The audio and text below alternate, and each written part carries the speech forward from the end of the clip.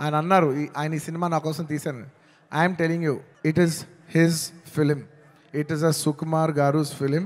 ఇంత మంచి డైరెక్టర్ మన తెలుగులో ఉన్నారా అనే ఫీలింగ్ ఆయన మీ అందరికీ కలిగిస్తారు. ఇవాళ ఈ సినిమాకి ఎంత గ్రావిటీ వచ్చిందంటే అది కేవలం మా సిన్సియరిటీ మీ మనసులకు తగిలి మీరు మమ్మల్ని ఆశీర్వదించారని మేము ఫీల్ అవుతున్నాం.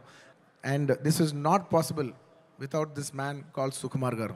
ఆయన లేకపోతే నేను లేను. ఆయన అనుకుంటున్నాడు నేను ఇది సినిమా బన్నీ చేశాను, అసలు ఆయన ఆర్య సినిమా లేకపోతే నేను అసలు లేను. ఈ స్టేజ్ లేదు, జనం లేదు, ఏమీ లేదు.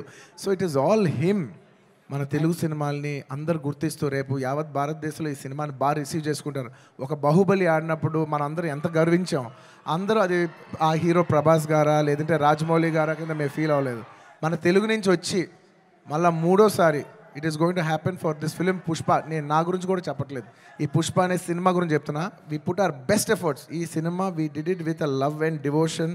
మీకు ద బెస్ట్ ఇవ్వాలని, ఈ సినిమాలో ఇది ఉంది అది ఉంది అని నేను చెప్పను. ఎందుకంటే మీరు ట్రైలర్లో చూస్తారు, రేపు మీరు సినిమాలో చూస్తారు. నేను ఇప్పుడు ఎంత సినిమా గురించి చెప్పినా దాన్ని తక్కువ చేసినట్టే ఉంటుంది. మీరు రేపు సినిమా చూడండి.